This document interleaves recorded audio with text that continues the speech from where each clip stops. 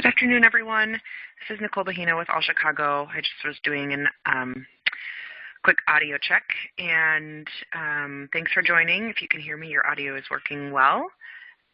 And if anyone else from DFSS or CDPH is on and wants to also do an audio check to make sure we can hear you, you can unmute yourself Hi, now Nicole. and say something. Nicole, can you hear me? Hey. This is Elisa.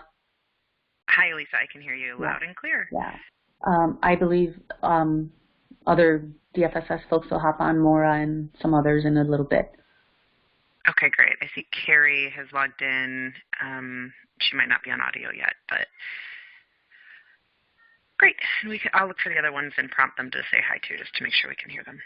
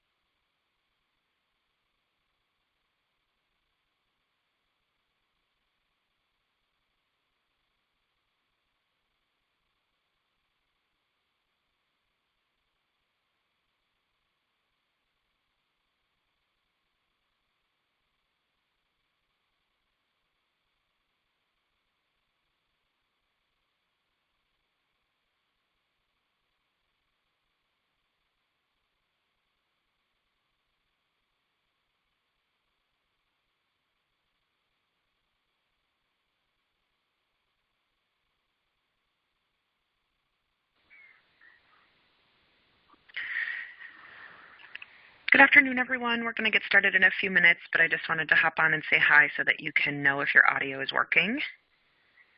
We'll get started in a few minutes.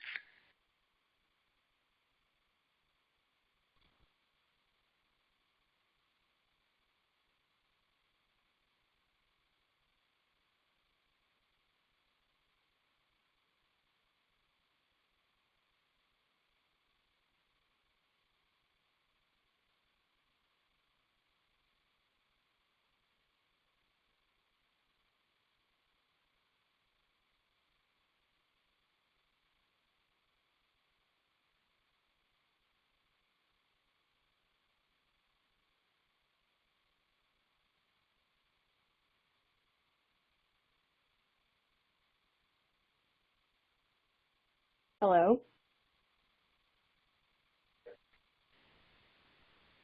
Hey, is that Maura? Yep. Hey, Maura. It's Nicole. We can hear you. Great. Nicole, do you want to kick us off since you're going to do like the intro, the reason that we're doing all of this? Yeah. And the rest is housekeeping. Sure, I can do that.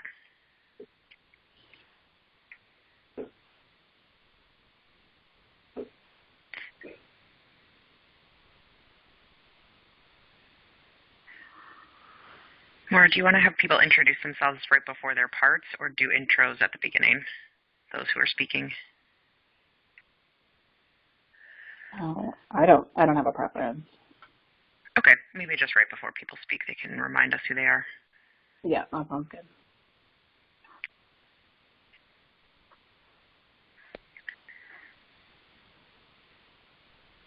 All right, it's 1.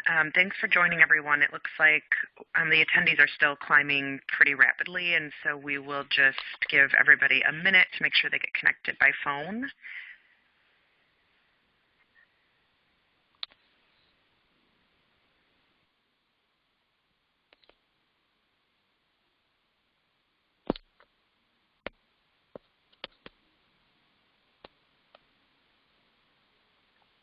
Four, two, 5.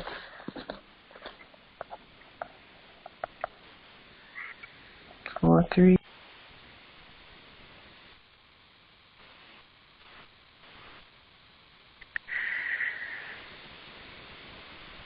All right, why don't we flip to the next slide. The recording has started, so we will be recording this for access later, and thanks for joining, everyone. So my name is Nicole Bahina, and I'm the Vice President of Community Partnerships with All Chicago, and I'm going to kick us off today, and we'll have people introduce themselves before they speak, because you will be hearing from people from All Chicago, from the Department of Family and Support Services, and CDPH today, and so we'll have people introduce themselves as they get started. Next slide.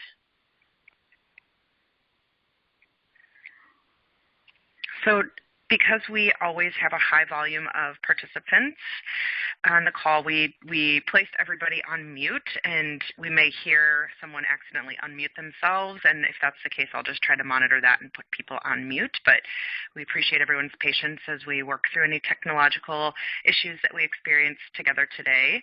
We will be using the chat box over on the right-hand side of your screen, and we will respond to questions after going through the slides. We'll pause at a few points throughout the presentation today to make sure we can cover those.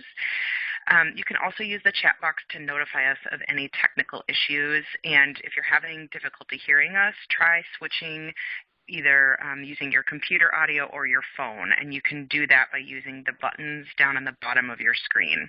The buttons on the bottom of the screen is also how you toggle the chat box on and off and mute and unmute yourself, so we just try to ask that if you're not one of the speakers today, try to keep yourself on mute just so we cut down on background noise. I think on the next slide we have a picture of what the chat box looks like, just so everybody can make sure they understand where that is. And again, this is the primary way that we will be taking questions today, and then we will be sharing them verbally, at least the ones that we can answer on the call. We always try to keep track of questions that we can't answer on the call and follow up with those at a different time. So next slide. We are really excited today to bring together the weekly All Chicago and the weekly DFSS webinar in the goal or the hopes of combining and streamlining and enhancing communication about Chicago's collective response to the COVID-19 crisis, especially as it relates to the homeless system. So hopefully we will be at least cutting down on the amount of time you all have to sit in on webinars and just be more streamlined in how we're approaching things today. And with that, I'll turn it over to Maura, and she's going to just run through the agenda and then kick us off with the city's portion today. Great. Thank you so much, Nicole. I'm Maura McCauley with the Chicago Department of Family and Support Services, Homeless Services Division. Elisa Rodriguez is also with us today. She'll be chiming in potentially for responses to questions. And then several of our team members are listening in as well, so we can be sure to be tracking questions and help continue to build the tools that you all need to continue all of the amazing work you're doing to help us respond to the COVID crisis. So today's agenda is really to provide an update on the city's response to this crisis. We will, again, continue to review screening and isolation procedures in shelters. Our colleagues from CDPH will share progress on the community mitigation strategy that they previewed last week.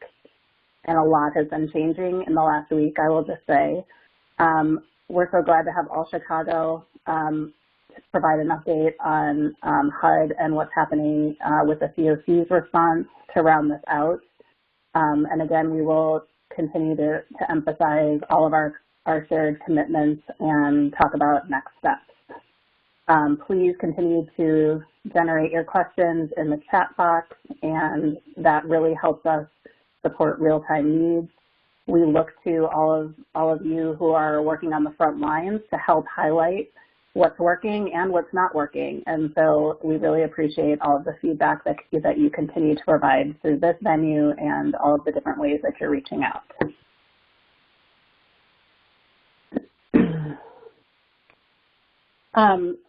So one of the city's first priorities in our response within the homelessness response system has been shelter decompression. So as we all know, the CDC guidance has asked shelter providers to ensure social distancing and that beds are 6 feet apart, and that required our shelters, especially within congregate facilities, to reduce the number of beds that they have online to be able to implement social distancing. So we have brought on shelter beds to support that. So they're not necessarily additional beds for the system, but we're aiming to maintain the number of beds that we have available within the system and allow our current providers to implement social distancing and then bring on these temporary facilities with the social distancing measures in place as well. We also are accounting for potential inflow into the system, so we want to ensure that we have enough bed availability within the shelter system to do that. So 3 temporary shelter sites are operational. They're providing roughly 400 beds for single men, youth, and returning citizens. We are in the process of standing up 200 beds for single women and families. We hope to announce that is opening very soon, so keep your eyes peeled for that announcement. We've been working very diligently on identifying staffing to do that. So far, over 200 clients have been relocated through the shelter decompression process. And the city's Emergency Operations Center is working to help us bring these additional facilities online and helping us identify the staffing and enhance transportation resources that all of this takes. And as you'll hear when CDPH presents, there are a number of other facilities and types of temporary housing resources that are coming into the mix, all factored into this emergency response. So this temporary shelter facility is just one piece of this. Next slide. We, again, want to emphasize that we are very aware that the request for shelter process is feeling a bit disjointed. We are working very hard to understand where the disconnects and where miscommunications are happening. And so really want to highlight, while we may not be able to answer specific questions today about breakdowns in this process, please continue to let us know on the chat and at the DFSS homeless email that we have on this slide to give us details about what you're experiencing or what your clients are experiencing, so that we have a dedicated person who is kind of taking all of this information and doing some process mapping and identifying where we think some of these breakdowns are happening, so that we can reach out to the relevant parties and confirm some of these things. But just to reiterate, shelter requests do go through 311.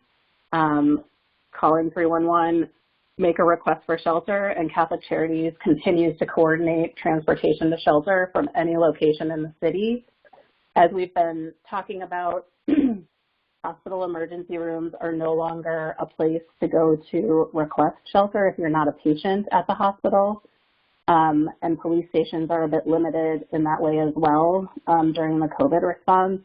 So residents can request shelter from any location in the city, and they will be picked up close to that location. But if anybody is in need of a place to wait, our community service centers, 6 centers throughout the city, are available during business hours, Monday through Friday, from 9 to 5 p.m. Again, you do not need to go to a service center to get placement. It is a place where you can wait if you need a space to wait safely. Next slide.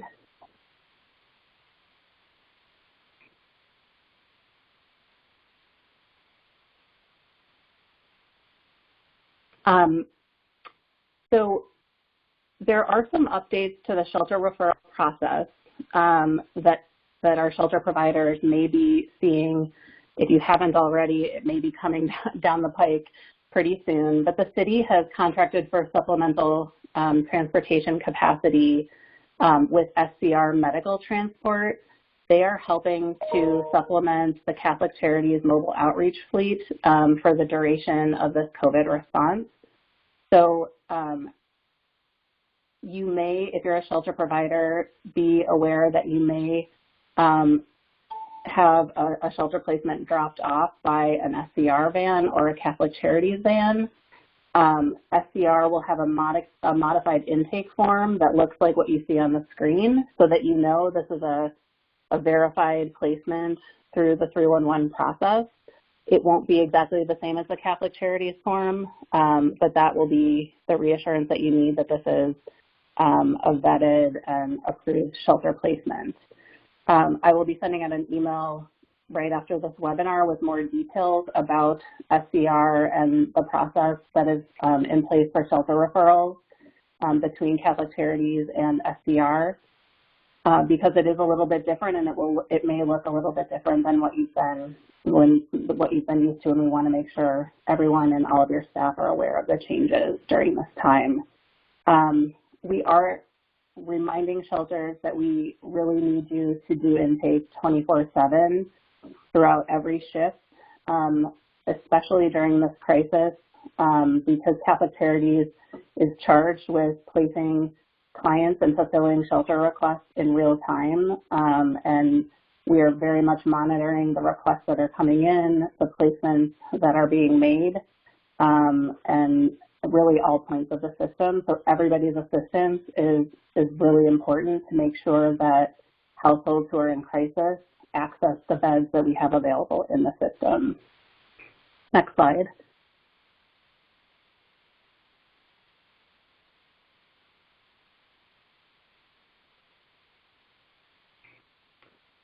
Again, just a reminder, we expect that our existing shelter programs continue to operate at social distancing levels for the duration of crisis. If you do have an opening, please report your bed availability to Catholic Charities. That's for all shelters, which is a little bit different than we normally do. You don't need to report daily, but if you do have a change in availability, let Catholic Charities know, and also notify DFSS through our DFSS homeless email, please. Folks are doing a great job of that, and we appreciate your continued support with bed availability. Next slide. We are really grateful to our colleagues at Cook County Health for preparing this informational booklet about COVID-19. It's an educational resource, which we printed with the city resources to provide to all of our shelter providers and outreach providers. If you are a DFSS shelter or outreach delegate, you should have received notifications that the booklets are available for pickup today from 2 to 5 p.m. If you did not receive notification, you can let us know and we'll make sure to get those to you. But there are also PDFs available for anyone who's interested in this resource. Next slide.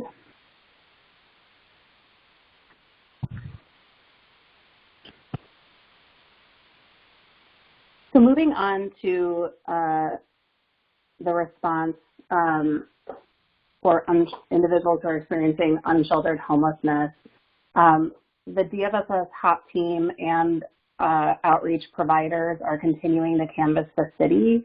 They continue to share information about COVID-19 to monitor vulnerable unsheltered residents, continue to work to connect residents to food, water, and sanitation resources.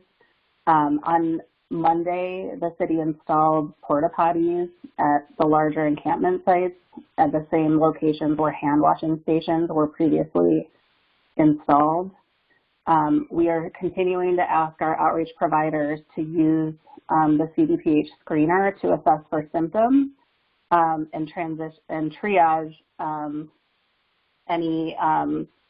use that form to triage and access the Medical Reserve Corps for assistance in determining the path if somebody needs medical assistance or an assisted facility, or if they are interested in going to shelter, can be referred to one of the temporary facilities.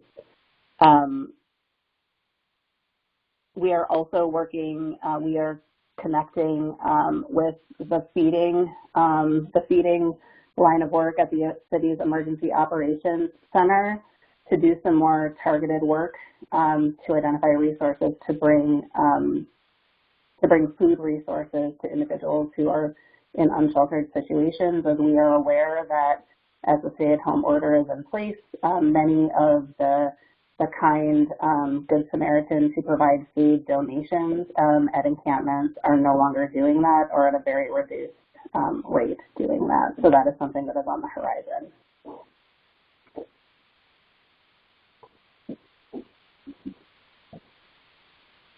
Next slide. So please continue to keep us informed about staffing shortages, your bed availability, any suspected or confirmed COVID cases through the DFSS homeless email. We will continue to work closely with All Chicago and CDPH to hold these weekly webinars and to continue providing updates in real time as we have them, and continue to very much appreciate all of the hard work and compassion that our partners are bringing to the work as we all collectively work to address this crisis. And with that, I am going to turn it over to colleagues at CDPH.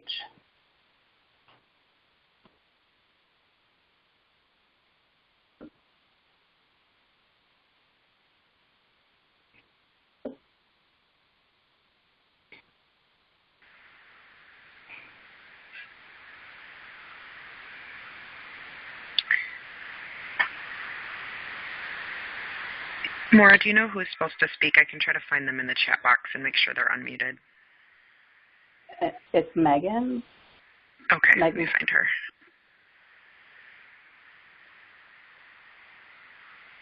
Hey, Megan, I just unmuted you. We might be able to hear you now.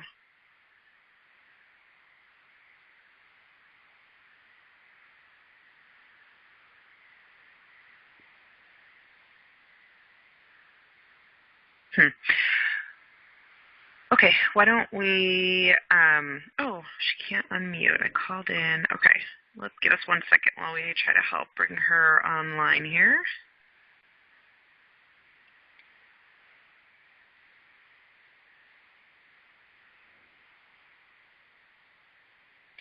Okay.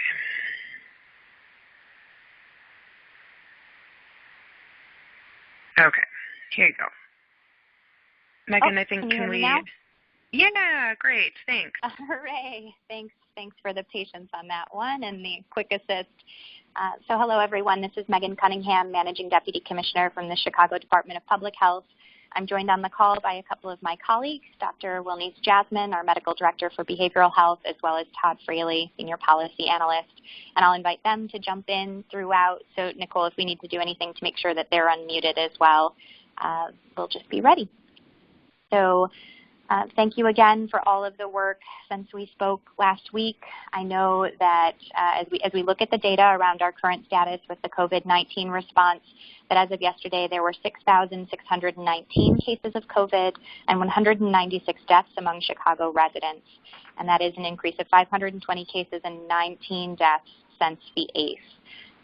These numbers are stark and startling, but we are beginning to see some of these early indications, as I mentioned last week, and this trend continues, of a flattening of the curve, so a slowing of the rate of infections across the city of Chicago, and that just really reinforces for us the significance of the stay-at-home order and all of the efforts that you're putting in place around the quarantine of your facilities and the social distancing, in addition to all of the other interventions like hand washing and encouraging people to cover their coughs. So your efforts are making a difference. They do matter in terms of slowing citywide spread, but we'll talk in more detail today about some of the initiatives that we're bringing online or recent steps that we've taken to really ensure appropriate mitigation within the shelter and encampment areas in particular. Next slide, please.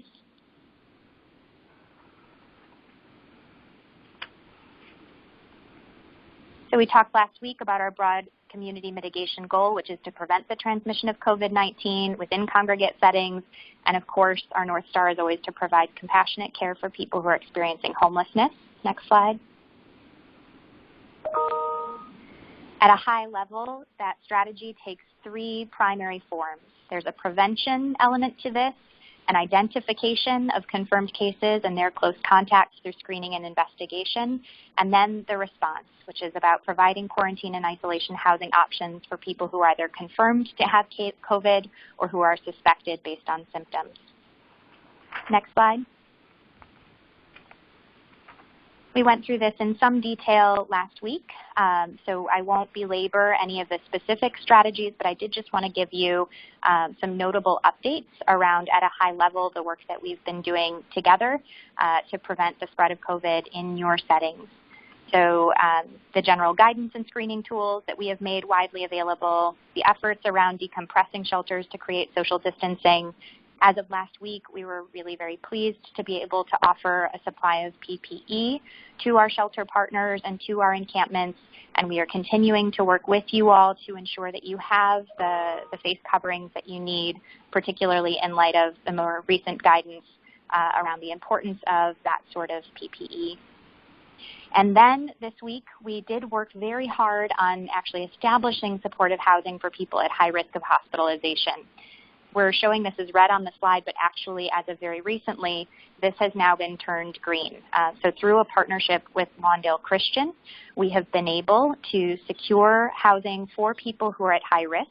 So these are individuals over the age of 55 who have medical comorbidities, or just anyone over the age of 60.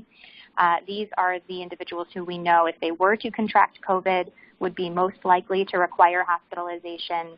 And so we are really very interested throughout this response in wrapping our arms around this group, in protecting them from the spread that is occurring within some of our shelters, and beginning to transition people into an appropriate temporary housing solution that will move them out of these congregate settings. I'll let my colleague, Dr. Jasmine, talk a bit more about ways in which we are continuing to work hard with our investigation team and epidemiologists to make clinical screening and testing more widely available within our shelter settings. And then also on the response side, as of tomorrow, we will be opening a supported isolation facility for people who are COVID positive with behavioral health needs. This has been made possible through a partnership with a Safe Haven and Rush. I know that for many on the call, there has been a frustration that this has been a long time in coming, but we are now confident that the partners at a Safe Haven have the staffing and the supplies that they need to be able to open their doors tomorrow. Next slide, please. So I think we can just breeze quickly through these because I did just verbally give most of these updates. We do have those 100 beds coming online at a Safe Haven. Next slide. In terms of the shelter-based outreach and referral, this is really now being transitioned primarily into a high-risk housing solution in a 200-bed facility operated by Lawndale Christian and UIC. This is specifically for people who are, we're trying to keep them from ever getting the coronavirus. Next slide, please. And I want to pause for just a moment to acknowledge the challenges that we are hearing from you all and from many of our partners who weren't able to join the call today. This is, the kind of word from the front lines about what you are experiencing as we see this expanded community spread within shelter settings. So we're seeing staffing shortages. In some part, that is due to people who are, staff themselves exhibiting symptoms and who need to be remaining at home for the period of their recovery. It is also because people are scared that this is a frightening time, and the idea of coming to work in a moment where it's a little bit questionable what people's status might be in shelters has also led to staffing shortages. So we are working with our colleagues at DFSS as well as with our temporary staffing agencies to try to address some of those needs.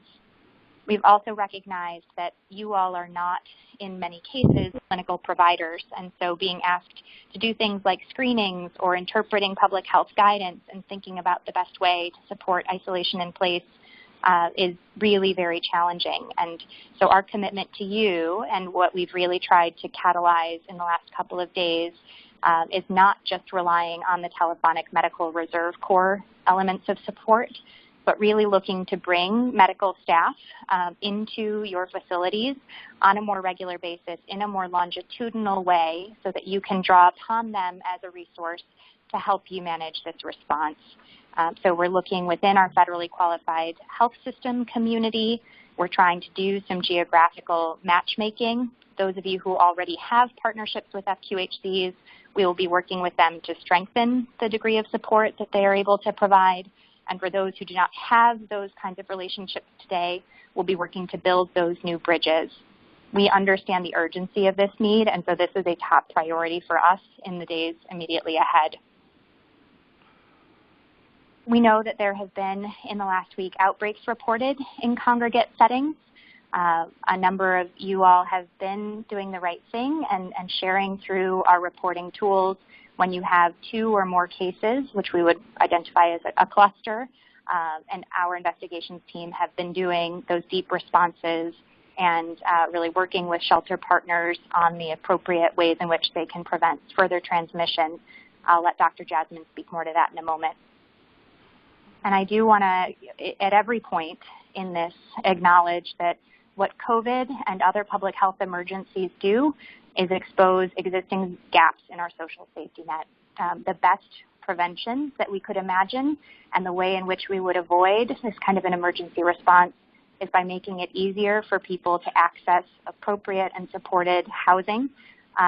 And so one of our goals as we're working through this response is to think about the long-term policy change that we want to engender so that we are better positioned and more resilient for the next wave of COVID or for the next public health emergency to come. Next slide.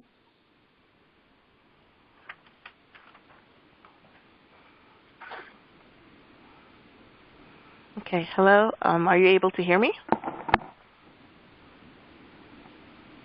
Hello. Yep, we can hear you, Wilney. Oh, okay, perfect. So this is Dr. Jasmine. I'm the Medical Director of Behavioral Health here at the Chicago Department of Public Health. And we thought it would be a good idea to review to reinforce what we've been talking about, some of the highlights for the guidance that we provided to the shelters about social distancing to prevent the spread of coronavirus. So on this slide, you see we're talking about limiting visitors to the facility. I understand many, if not all of you, have already implemented this step. Next is to minimize the number of staff members who have face-to-face interactions with clients experiencing respiratory symptoms. So the way to do this is to try to incorporate the use of physical barriers to protect the staff.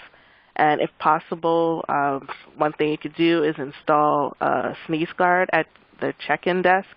If that's not available, you can increase the space between the client and the staff by using extra tables as a visual cue to remind you that that space is needed. Also, in the sleeping areas, for those who aren't experiencing any respiratory symptoms, we ask that you ensure that the beds and mats are at least 6 feet apart and have the client sleep head to toe. Next slide.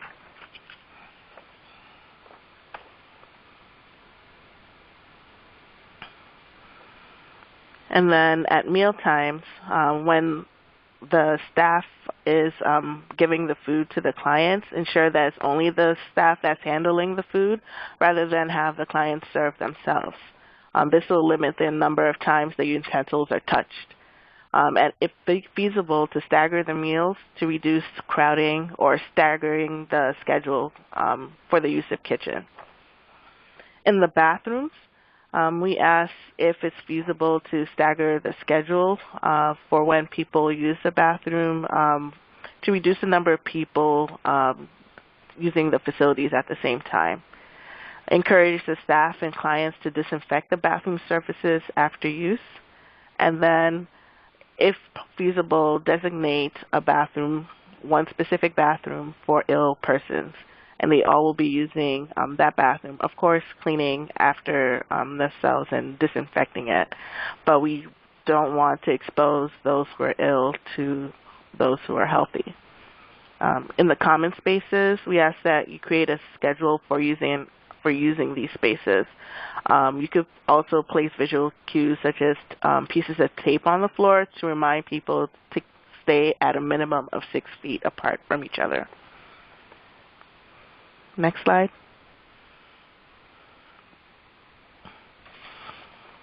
And I just want to remind you about the availability of our Medical Reserve Corps volunteers. They're available to provide support via telehealth assessment. They're available between the hours of 8 a.m. and 8 p.m. And you can reach them by dialing the number listed on the screen and then asking for the COVID-19 General Inquiry Line. Then you'll be rerouted to one of the CDPH's answering lines, and you would ask for the homeless shelter medical liaison.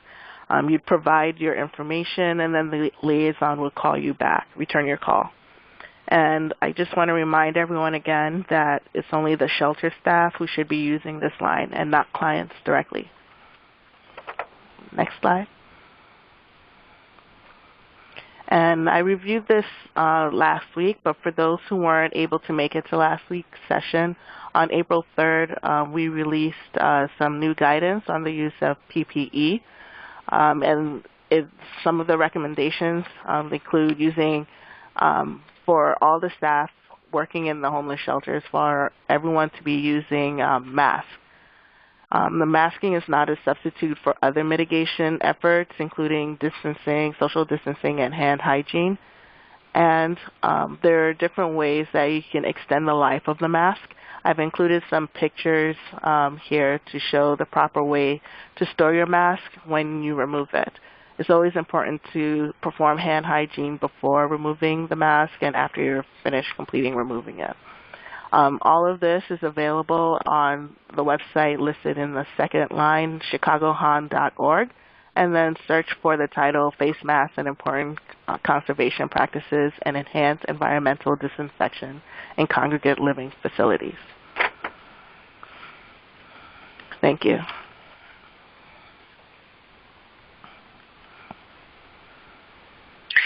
Thanks. And before we move on to All Chicago's portion of the webinar, I think we want to pause for questions, any questions that are specifically for CDPH folks.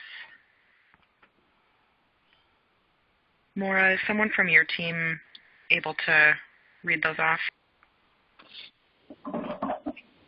Yes, I can do that. So the first question is, are there ways to use community health providers for COVID-19 tests and still be able to access isolation housing units? We have been told we can only refer people to ERs in order to get our clients into the isolation unit instead of our congregate settings. That's a really important question, and one that we have been working on over the last few days here as well. Can everybody hear me again? Yes. Okay. So we do not want to create a situation where people are required to unnecessarily visit the hospital, particularly in this moment of crisis. So we are working to figure out an outpatient referral pathway. We're identifying clinical partners who would be able to do that kind of testing and then support on intake. So as soon as we have more information to share about that, we will certainly do so. But we are also looking to push testing into shelters at a larger scale. So as we think about, where we are identifying cases out of congregate settings and where we are having concerns about clusters or spread, we are working hard to actually bring teams of people to do testing into the shelter environment and so be able then to rapidly identify people who require isolation. We have a few questions about a safe haven isolation facility. So first, how many spaces are at a safe haven? How many spaces are available there? And then can you speak to any screening requirements that will occur at a safe haven? Screening for records, including screening for records and misdemeanors. Since right now this is the only place for folks to go, there's some concern about people not being able to get in. Sure. In terms of the number of spaces, I think a safe haven can accommodate up to 115, so there is some reasonable capacity there. We are also already exploring what additional capacity would look like and where we could create that within the city's housing system should we find that we're exceeding the demand at a safe haven. So we're getting that online and beginning to refer people this weekend, but there is interest and willingness to be able to extend that capacity as the response evolves. To the second question about screening, this is one that I'm really glad to have an opportunity to speak to. I think it is a really important point. I want to start by saying, that just to provide housing for people who have tested positive for COVID was a new challenge. To figure out how to then provide appropriate supported isolation for people with enhanced behavioral health needs was an additional level of challenge. And now as we think about how we provide that kind of same compassionate care and support from people who may be returning from jail, that adds yet another layer. At a safe haven, because of the nature of that setting, where we are intending to accept children and families, and where it is actually the location is contiguous to a much larger supported housing environment, there are certain restrictions and limitations that have been put in place by a safe haven on who they are able to accept. That does not mean that the city would turn away anyone who requires this sort of supported isolation housing upon release from jail. And I want to be really clear about that even last night there was a question of someone who had that sort of background, who we were being told needed a place to stay, and we were mobilizing to be able to accommodate that person within our quarantine and isolation constellation of housing services. So it is the city's commitment that we will identify appropriate housing, and we will make sure that people who fall into that category are able to link to the resources they need. Okay. The next question is, we recently had a patient in our hospital denied for motel placement.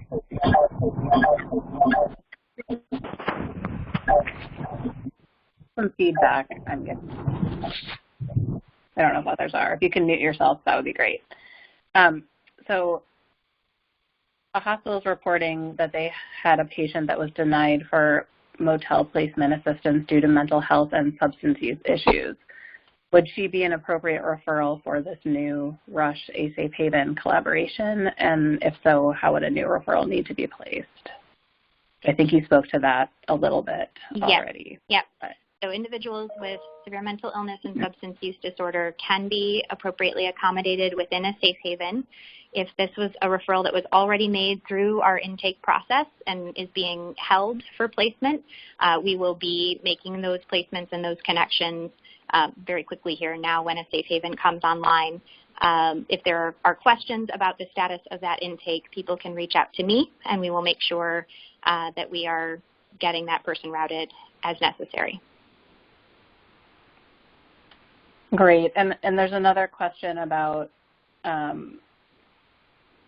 another similar question, I think, just wanting to clarify for everyone that Lawndale Christian Health Center is providing the services for people with more complex behavioral health issues in one of the hotel facilities, and that referral process is similar to what Megan has outlined. So it's not a separate. That actually is a bit different. Okay. So the Lawndale Christian model now is really focused on preventive housing to protect our highest risk, most vulnerable residents, to get them out of congregate shelter settings and into appropriate placements. I know that there are many people across our homeless system who would meet that criteria of being over the age of 60 and having underlying medical conditions.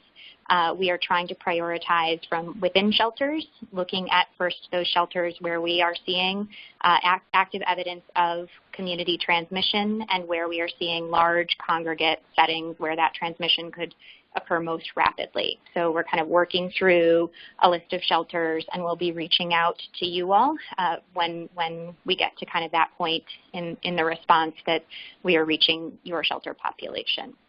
So that referral does not happen through the same centralized intake process. Thanks for that clarification.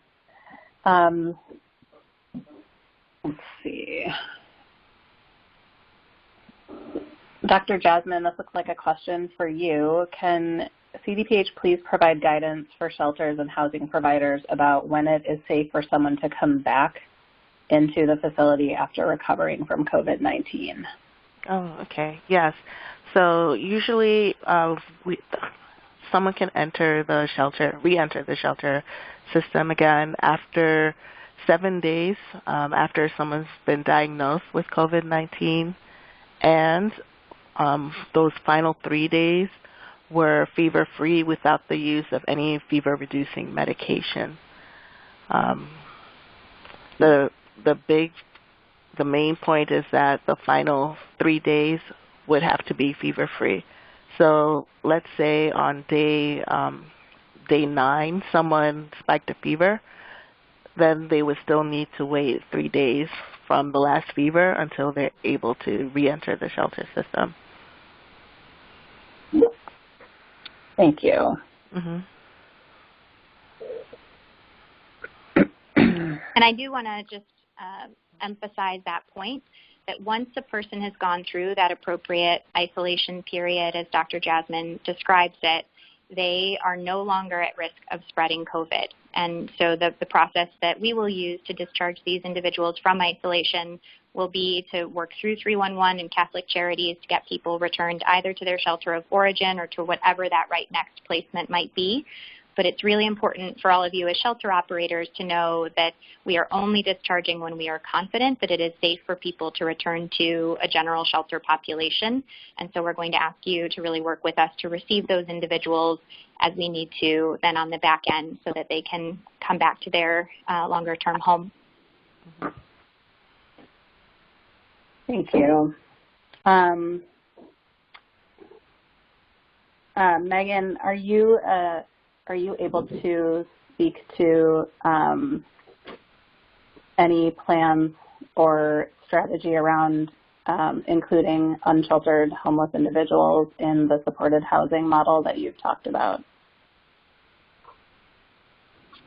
The sort of Lawndale Christian high-risk housing model? I think that and okay. or the vulnerable population model. So the sort of vulnerable population model, as we said, is being very much driven in terms of our prioritization by where we're seeing evidence of community spread. So if that were to be something that we were seeing within, our larger encampments, that would be an area where we would be dispatching our team and doing work to get people into that appropriate housing solution, yes.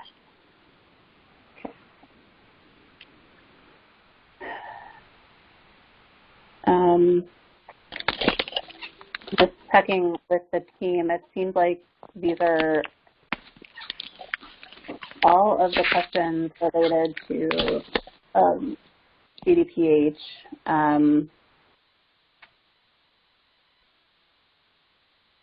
There's one more coming in.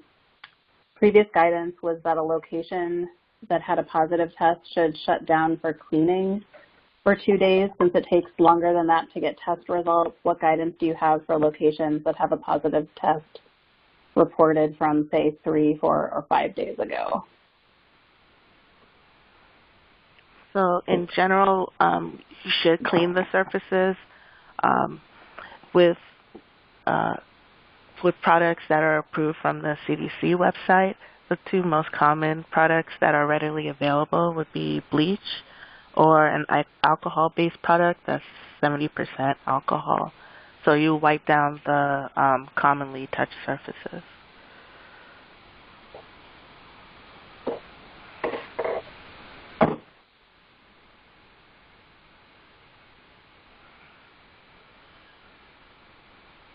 Thank you. And the cleaning can begin as soon as you send the person for testing. You don't have to wait for the test result to return. Okay. On my end, it's looking like that is the end of the questions for CDPH. So thank you both so much for your time. I know that there's so much going on right now, and we appreciate your taking the time to be here and really standing with all of our partners. So thanks for all that you're doing. If there are continued questions for CDPH after this point, you can continue to put them into the chat. And as Nicole mentioned at the beginning of this call, we'll continue to send them over to our colleagues and get answers back to you at a later date. All right. Thank you.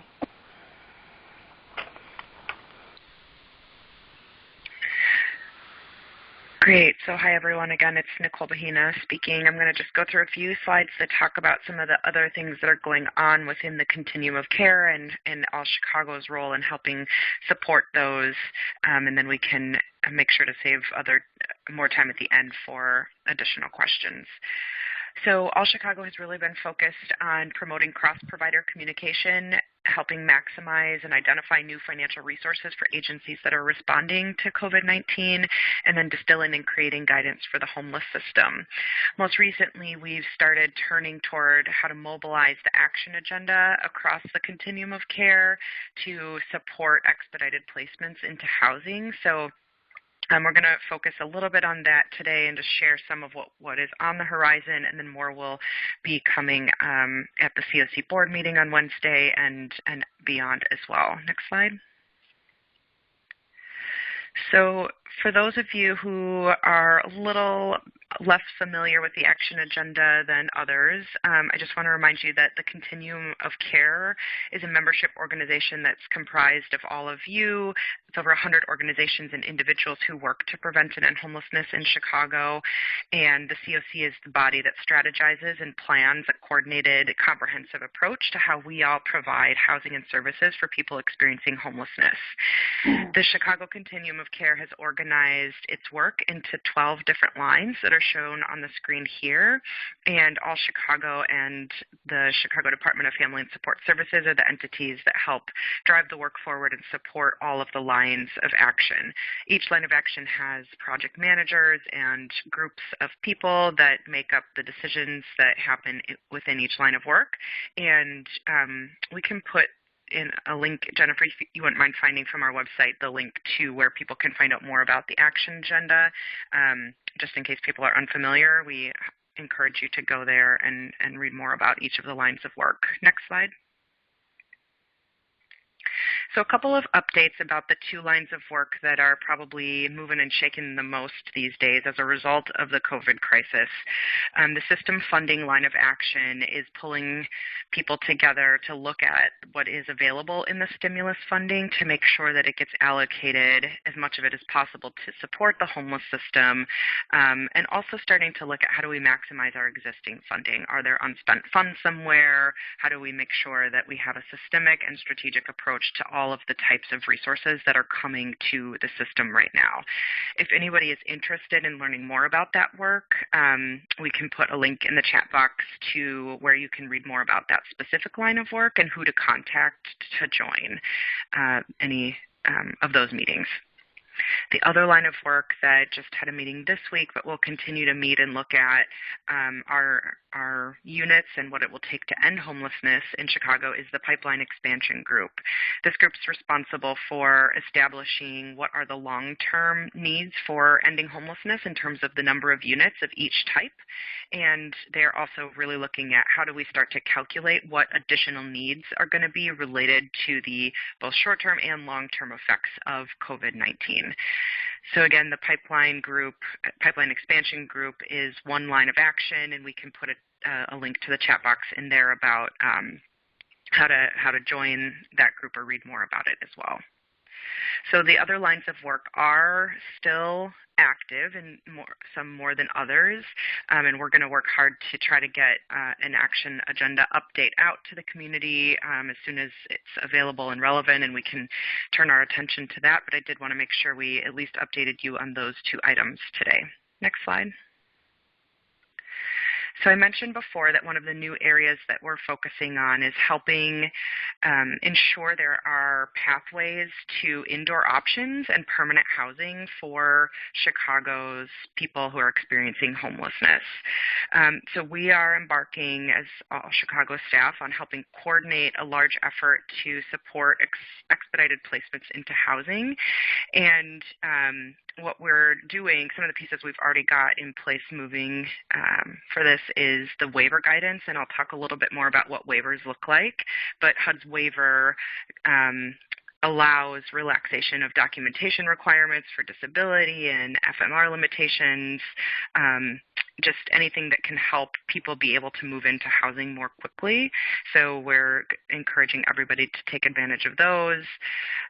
We know those are not the only barriers that people encounter when trying to be moved rapidly into housing, and so we're going to be talking to the Continuum of Care Board about what this looks like, and providing technical assistance to agencies on how to utilize the waiver guidance and how to remove any restrictions that they feel like might be in place.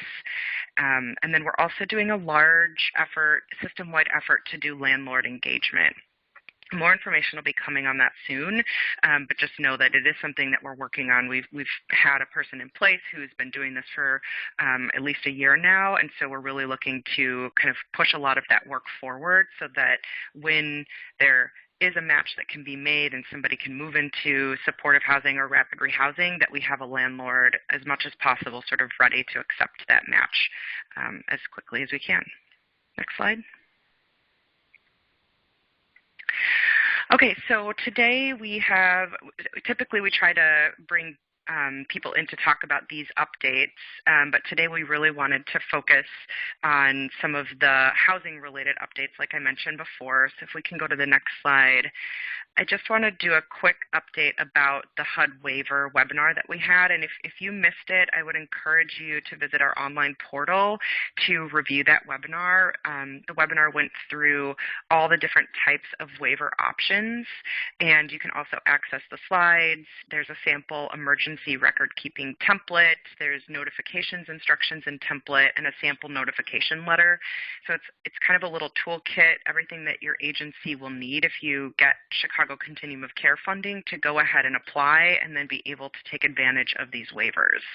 So just again to mention some of the waivers that might be of interest to you all is waiving fair market rent limitations, waiving disability documentation for permanent supportive housing, waiving any limits on housing search and counseling services, waiving rapid rehousing monthly case management requirements, and a lot of items related to inspections or HQS standards. So again, make sure to check it out, at least visit the Slack channel where you can download that toolkit for you, and Karen Cowell and her team at All Chicago are leading this initiative, and so if you have questions, you can always email cocprograms@allchicago.org, and we will try to help troubleshoot or give you a call and provide some technical assistance if we can. Next slide. So some of the waivers actually need the lead recipient to apply for them. So ESG and Hopla are a couple of good examples. And we did talk to representatives at the City of Chicago, and they have notified HUD earlier this week that they would like to apply for all of the waivers. And so more information will be coming about how that then, if there's any next steps for agencies. Next slide. All Chicago informed HUD that our partners are advocating for extended stays for participants who are in TH and rapid rehousing, just so that they don't have to be exited during this uncertain time of job losses and difficulty finding housing. And HUD indicated that they are working on additional guidance regarding possible waivers for these and other program requirements. So again, in terms of us, our role that we hope to continue playing is to distill any future guidance, any additional waivers, and provide that in a clear and easy to understand way for you all, so you don't have to do all of the digging. So as soon as we get word of this, we will make sure to pass it on to you all. Next slide. We are also facilitating a weekly peer sharing and problem solving webinar for agencies that are consider themselves housing providers. This is on Thursdays from 2:30 to 3:30, and we'll drop a link in the chat box for how to register for that. For future session topics, we're seeking any partners that are interested in sharing how their agency has successfully adapted to the challenges and transitioned into risk management model during this crisis. So if you want to volunteer or nominate an agency that could help provide some guidance on how they're doing this, please email us at cocprograms@allchicago.org. Next slide. And then we have an audience poll for you, if you wouldn't mind just putting any answers, if you feel comfortable, into the chat box. But we want to be offering additional webinars on topics related to COVID-19 and how people are responding or the challenges that you're running into.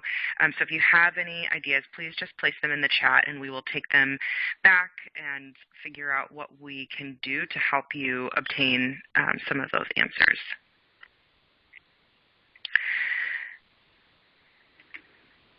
Next slide. So I'll just run through these last two slides really quickly, and then we can open it up for additional questions. And Maura, maybe I'll turn to you to ask some questions that DFSS folks might be able to answer, and then I can take a look and see which ones All Chicago could answer. So we will share a link to the slides, or a PDF of the slides. So I know a couple people have asked about that, and you can make sure to pull all of these websites from the PDF that we send. But these are the frequently updated websites where you should hopefully have them bookmarked and be referring to on a regular basis. Next slide. And we're going to remain vigilant in communicating together on these weekly joint webinars. And we just ask that if you have obtained new information, that you help share that information across your agency. I know some of the agencies that I've spoken with have created internal communications processes, whether that's a daily 30-minute check-in that everybody calls into or a special email that comes from the CEO every day. This is really the time to be amplifying any type of communication efforts within your agency to help share information. Jennifer, I was going to ask a question of us, and maybe you can just answer in the chat, but are we still doing webinar summaries that agencies could use as they're helping communicate? If not, we can still, okay, great. So we do a webinar summary that you can be sure to either copy some of the talking points from or whatnot, and we always post those in Slack. Next slide. Great, so I'm going to put myself on mute while I go read some of the questions that All Chicago can address. Maura, are there any that you feel like you want to start with? Sure, thanks, Nicole. There are a number of questions and comments about 311, wait times, and some of the disconnects. So I'm not going to specifically respond to those on this call. Just want to acknowledge that we are noting them, and we'll continue to work through that through our city operations process. So thank you for continuing to share those. There's a question around what steps shelters can take or steps that DFSS or Catholic Charities can take to best ensure incoming referrals aren't bringing COVID-19 into shelters that have been quarantining their guests. So just want to reiterate that Catholic Charities is conducting the CDPH health screener over the phone before they transport and bring someone to shelter. And so we are making our best effort to only bring referrals that are not known COVID positive cases.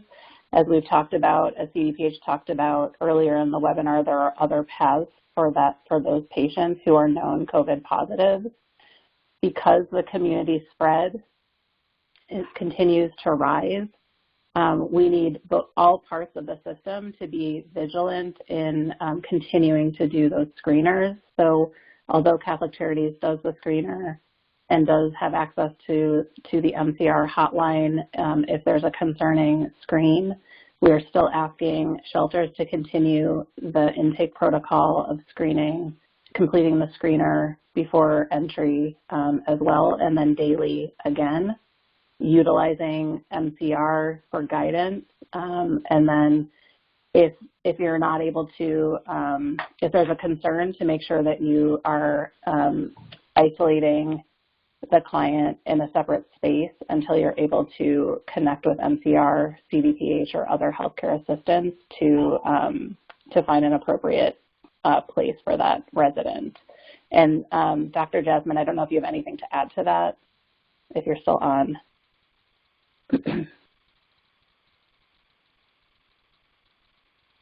Okay.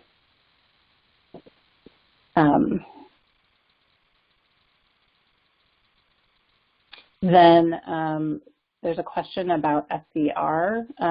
Will the teams call ahead to determine available? So want to clarify that Catholic Charities is still, the mobile outreach team is still serving as the triage for 311 shelter referral requests and bed availability. So they will be checking bed availability, contacting the shelter to let them know that someone is on their way. And so between Catholic Charities and SCR, you will be notified when a placement is coming. But it is, again, really important that you continue to update us on your bed availability for our current system. Those of you who are pretty much at capacity because of your social distancing levels, we only need you to let us know when there are new, changes in your bed availability.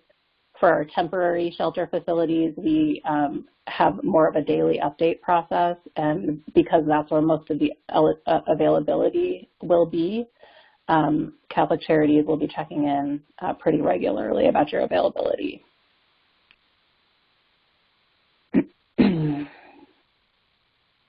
There's a question about whether inmates being released will be able to access these shelters. And so I can say that when we launched one of the shelters that is located at Salvation Army Harbor Lights, that shelter was created with the intent of targeting it for individuals who are individuals with nonviolent offenses who are being released from both Cook County Jail and IDOC. And so that referral process does go through 311. There is now a new question on the script when a caller calls to request shelter. There is a question that asks a caller to identify whether they are recently released from Cook County Jail or a state facility or another institution, and then it goes through the normal Catholic Charities dispatch process. We have created some partnerships with TASK on the Cook County Jail release side to help them make some direct referrals this way, and linked with Cook County Sheriff to provide transportation for some of those releases. So there is shelter availability for that target population.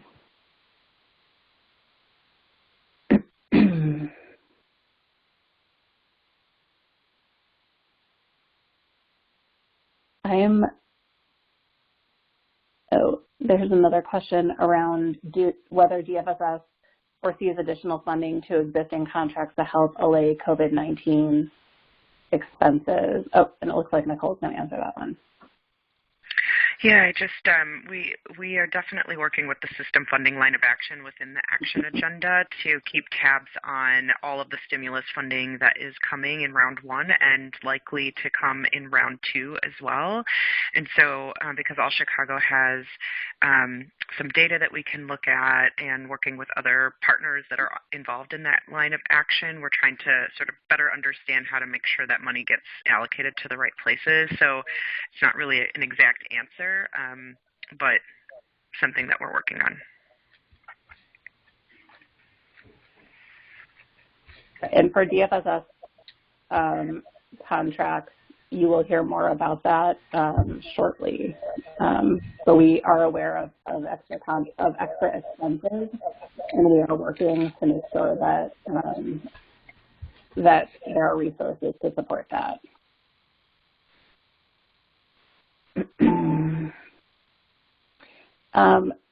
There's another question. There's a question that has come up for, I think, almost every week that we've done these webinars around how shelters are expected to handle the situation when clients refuse to shelter in place and put other clients and staff at risk of catching the virus. And again, we continue just to reiterate education here, monitoring your in and out policies with your residents and your staff. We're trying very hard, to not have to go the enforcement route and really emphasizing education, awareness, and doing the best that you can. If you are continuing to experience, these challenges, please reach out to us and we'll see if we can help you by providing some individual consultation or support. But that's where we continue, that's the guidance that we continue to share on that question.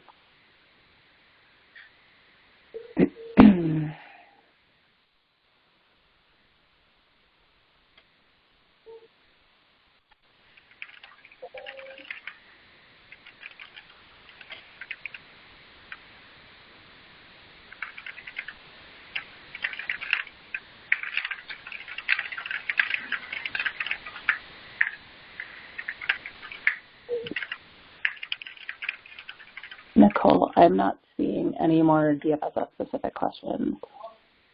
Okay, great. I think the other ones that came up were just about whether people would still be able to access the actual webinar recording, and so we will make sure that that is available. We pasted a link earlier to how to join the Continuum of Care COVID-19 Slack channel, where there's a lot of chatter and some really, really solid information, and there is a channel within that Slack area dedicated to webinar summaries. So that's where we post all of our information, just so we don't have to inundate everybody with webinars, summaries, but we also do webinar summaries for the major national webinars, as many as we can too. So you can see webinar summaries in there from the National Alliance to End Homelessness and slides and everything that we're able to have our staff cover. Hopefully that's a helpful resource for everybody.